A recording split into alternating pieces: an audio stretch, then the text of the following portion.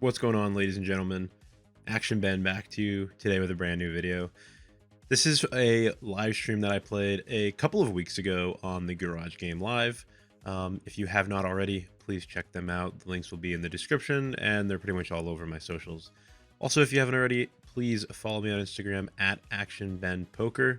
I will be in Las Vegas this weekend, and I will be updating you guys a lot on what's going on down there, I'm sure.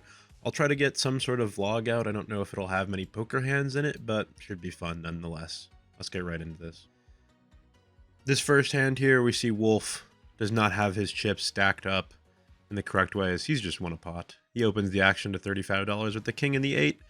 And we're going to bump this one up to $100 with the aces. We could definitely go a little bit bigger. Actually, looking back at this, not really sure I went this small. However, the stacks are pretty shallow as he only has $550 in his stack.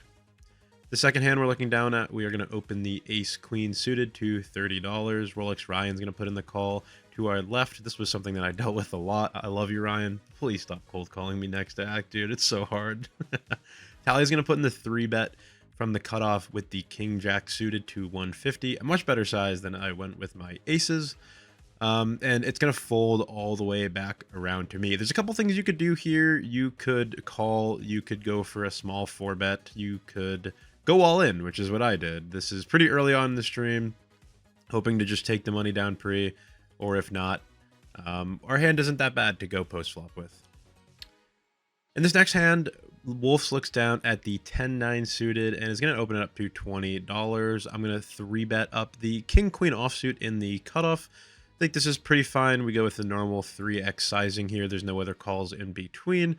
You could make an argument to go a little bit bigger with the straddle on, but I don't think the straddle was on in this hand, so I think we're okay. Off to a flop now, as Wolf is obviously going to put in the call. Pretty good hand to defend, especially if you plan on opening it. And the flop come down pretty bad for our hand, 10 deuce 4. You could make an argument to c-bet, but without a heart in my hand, I think I just like checking this back. There's a lot of good turns for us, including 9s, jacks, kings, queens. Unfortunately, it's another 4.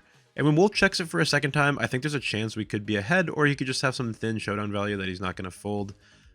King of Hearts on the river is a little scary when Wolf bets out, but unfortunately for him, we have just rivered the nuts, or we just rivered a king. We put in the call and win against a slow played 10. I think I played this okay. Obviously, there was probably some more value to be had if I just went bet and got there. But based on the board, I don't really think I need to do a whole lot of betting as a 3-better. Sure, I can have overpairs, but I'm not always going to. This hand's pretty fun. Our friend Dookie Bets is going to open to $15. We're going to bump it up to $50 next to Act. I like this with the pocket 9s. I like staying aggressive on Dookie's left. It's not every day that I get to sit on his left. A lot of the times he 3-bets me relentlessly. And then this is usually what he does if I 3-bet him. He 4-bets me up to 150. And this time he actually has a real hand. On the ace-queen 3, I expect Dookie to be betting 100% of his hands here as the 4-better. We don't have a club in our hand, but since I know he's just going to be betting 100% of his range, I think it's okay to float one. We could still have the best hand. He could be playing an underpair like this. He could have hands like king jack, king 10, jack 10, club draws, etc. He could also just have absolute garbage, as he's known to have against me. When he goes for the check on the turn, I don't ever think he's that strong. He's a guy that likes to barrel a lot, so I think it's time to start turning my hand into a bluff. I don't necessarily know if my hand is good at this point. I think he may have something like showdown value, but when he folds kings face up, dude, am I that much of a nit? I might be. He turned me into a nit, though. I mean, he wants to see me win. So what do I have to do to win? I need to be a nit. This is how things have to happen. Unfortunately, Action Ben is turning into Nitty Ben, and apparently we're folding kings to me now. I mean, an ace-high board. Was I going to fire the river? I was probably going to fire the river. Who knows? Anyways, moving on to this next hand, we have the 9-7 of clubs under the gun. We are +1, but the $10 straddles on, so it's 2, 5, 10. There's also a $5 ante in there, so I think theoretically we could go bigger than the standard 3x open. Not really sure. I haven't really played ante games before. This was the first time it was done on stream. I think it happened like once after that, and then not again. I'm not really sure. The dock on the button is going to bump it up again to $100. About another 3xer makes a lot of sense. Pretty standard, and I think if I'm going to open the 9-7, I should probably defend it. To a flop of 5, 6, 10. Doesn't look that bad for us. I actually planned on check raising this flop. However, Doc's just going to check his top pair back. When we pick up a club draw on the turn, I think it's time for me to start betting my hand. We have a double gutter. Any 8 or any 4 is going to give us a straight. And then any club is going to give us a flush. Obviously, as we can see, that's no good, as Doc would have hit a bigger flush. But when we see the deuce of spades on the turn, I think I'm always just going to have to bluff my hand. I don't think Doc is going to want to call too much. I've seen him play a little bit tighter today. He checked back the flop. He can definitely just have some ace king, ace queen, pretty much just trying to get those hands to fold here. Don't really ever expect him to fold an overpair, obviously. I don't think he has a 10 in this line when he checks back the flop. But hey, some people like to trap. And when he puts in the call, we know we're no good. We ask him if 9 high is good. He says probably not. He does have a 10 that he checked back. Unfortunately, I'm going to fumble our cards around a little bit and give $250 extra to the Doc. I hope your patients get a discount after that one. Moving on to this next hand here, we see Wolf bump it up to $25 with the ace queen. I'm going to 3-bet the ace 10 off to $75. You don't have to do this all the time. You can actually probably just fold from the under the gun one open. However, Wolf's a pretty aggressive player. I like to play big pots with him whenever I can because I know he likes to bluff. And I think I have a pretty strong hand here. I think if I give him some rope and I have a top pair type of hand on this board, I think we will be able to get some money off him. There's going to be some calls in between with some questionable hands from Tally and Daddy D. And we're going to go off to an ace queen 3 flop. Pretty good flop for me, obviously. Although I am not in the final position as Daddy D's on the button, so I check it over, monkey in the middle style. We go off to the deuce of diamonds turn. Tally's going to check it again, and now Wolf has a truck and has seen somebody check back after 3-betting. He is going to fire out pretty big, almost the size of the pot. This probably should have been an alarm bell for me, but I'm a monkey sometimes. I have top pair. I put in call. 225 was the price that he chose, and I put in the call. $750 going to the river now, and it's another ace. With the ace in the river, we think now we're always going to be good. I think Wolf might have bet a queen on the turn, thinking I probably wouldn't check back an ace, or he thinks I have a hand like kings or jacks and is just going to try to get me to fold a hand by betting pretty large. I pretty quickly snap call him, and he shows me the nuts, which is quite unfortunate. Didn't really expect that. Obviously, the case ace on the river is a little brutal. I probably could have thought about it for a little bit longer. But, you know, that's just how I roll sometimes. I'm a snap call type of guy. In this hand, we see Dookie bets open in the +3 to king with the king 10 of hearts, excuse me, $35. We're going to see myself maybe on a bit of a steam tilt. 3-bet the jack 3 of hearts up to $130. I do have a truck, so, I mean, bounty game shenanigans, things are going on. Do I need to 3-bet the jack 3? I think we all know the answer to that. No, the answer is no. He's going to put in the call, and we are going to get off to a flop. Obviously, I'm not going to want to see hearts there, but I probably didn't know that in the moment. Off to a flop of 10, 10, 4. I think I don't need to do a lot of betting on high paired card boards. I think I could in theory. He is just going to have a lot of air. It's probably a good board for me to bet, actually. On the 10 turn, I think I probably am going to just have to start betting my hand. Obviously, I don't have much showdown value with Jack High. He could have all the under pairs, but I can have all the over pairs as the 3-better. And on the river, we are going to see the absolute most beautiful card in the entire deck. That's right, it's the Jack of Clubs. The front door flush gets there, but obviously we have a full house. The biggest full house, as Doogie can never have kings, queens, or aces in this line when he just calls my 3-bet. So we have the best hand here all of the time. What is he doing? He's all in. I call. I have a jack. What is he doing? Oh, okay. He's not showing his cards. He obviously loses. He has a 10. He has quadriception. They let people have that? They let people have quadriception in this garage. Anyways, nice hand to him. Glad he was able to get some of my money. Obviously, you're never really expecting someone to have quads, so I think it's perfectly fine when you start bluffing your hand and end up with what is the perceived nuts on the river. to call off the bluff jam. I mean, I don't really know what. I mean, maybe I think we're chopping. In the moment, I just think, I have the best possible full house. I call. You never think they're going to have quads. He can't have kings, queens, and aces, right? So it is what it is. Nice hand to you, Dookie. In this hand, the $25 straddle is on. I looked at pocket nines again and bumped the action up to $75. Nice little 3x open for you. Folds, or actually, excuse me, Wolf and Tally and Ryan are going to make the call. Tally has a pretty standard real hand here. Ryan, come on, dude. Come on, Ryan. I love you, dude. But come on. Wolf's going to bump this one up to what I believe was 300.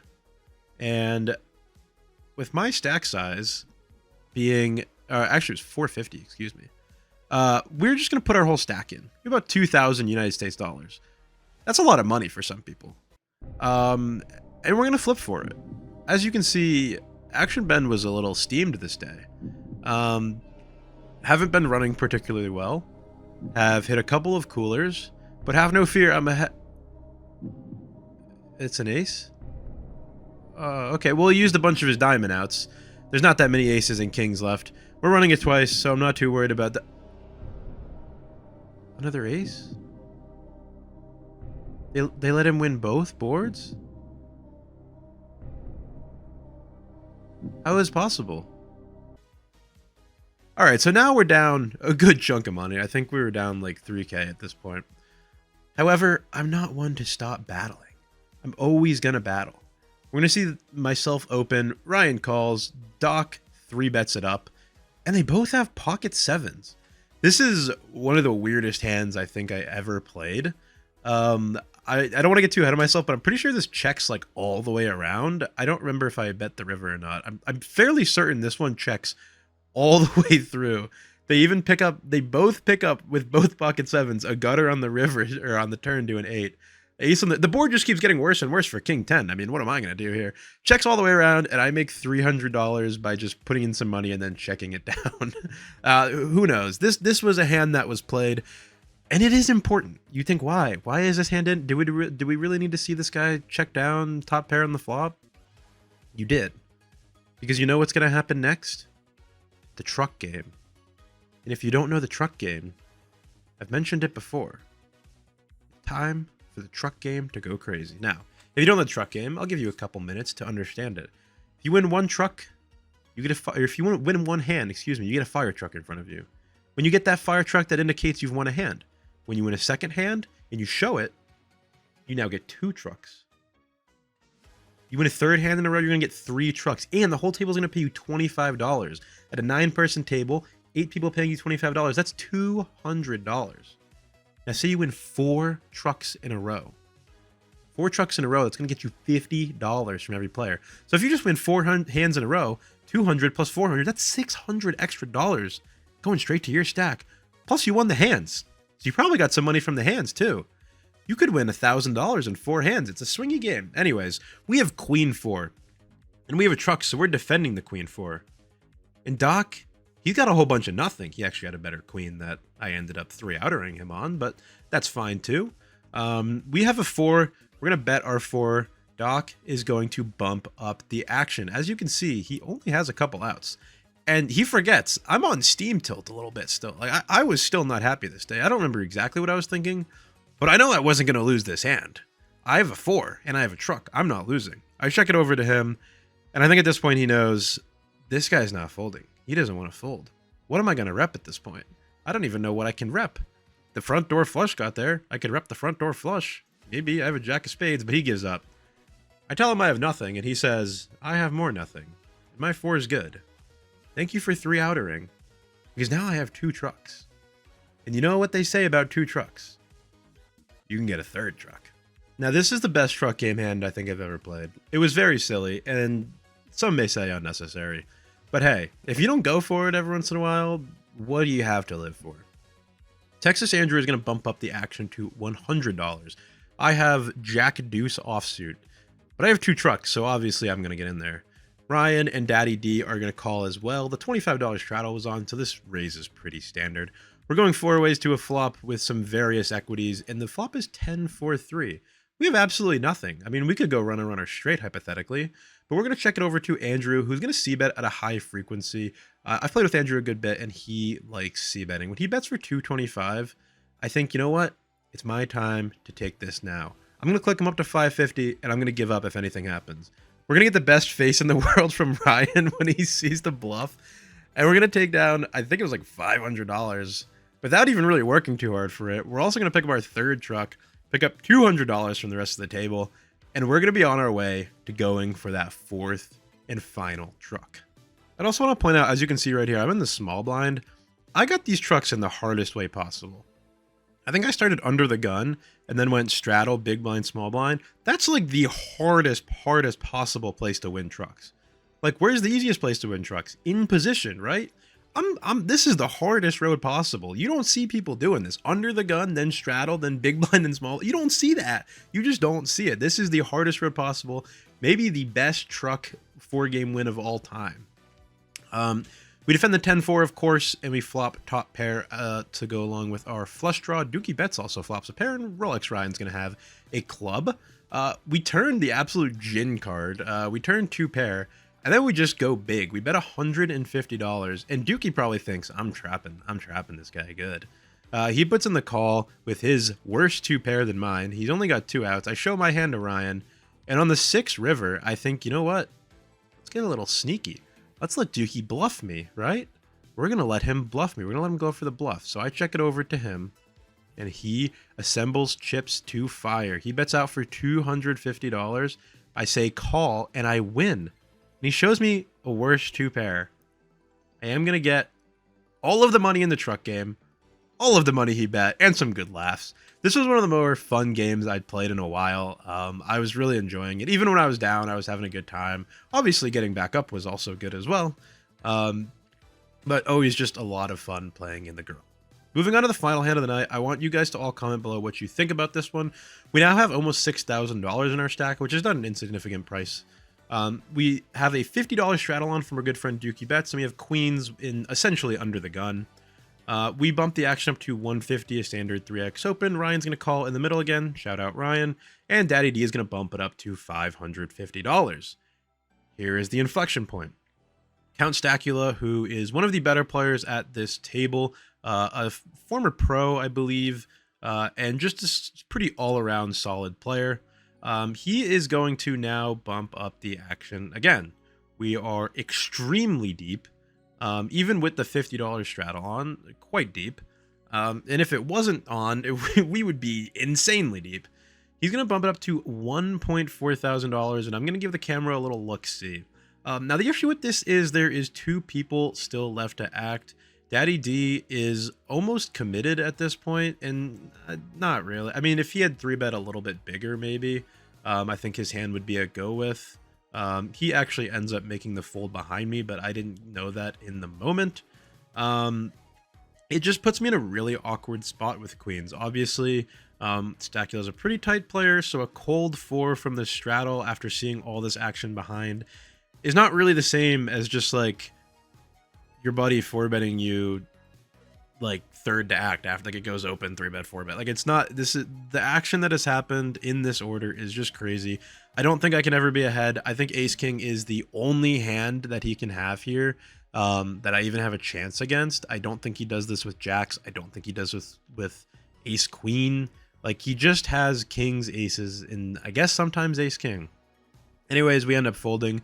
Daddy D behind us ends up folding as well. And that was another one of my issues. Obviously, Daddy D is still uncapped. He was the 3-better in this hand. He could have really anything. He could have aces and kings himself. We could see the 2 of them running aces into kings, and I just have the 3rd best hand. Anyways, we end up folding. Everybody ends up folding around. And that was the last notable hand on the stream. I hope you guys enjoyed. Please let me know what you would do in the comments below. Obviously, you're going to say call because he has ace king and I have queens. But if you didn't know the cards facing that action, what would you do? Appreciate you guys for watching. Once again, please follow me down on Instagram below at ActionBenPoker. I'll be posting all weekend from Las Vegas. Support me as I probably play a tournament or 2 and then just play some cash and show you guys a good time. I hope you guys enjoyed this one, and I will see you in the next one. Peace out.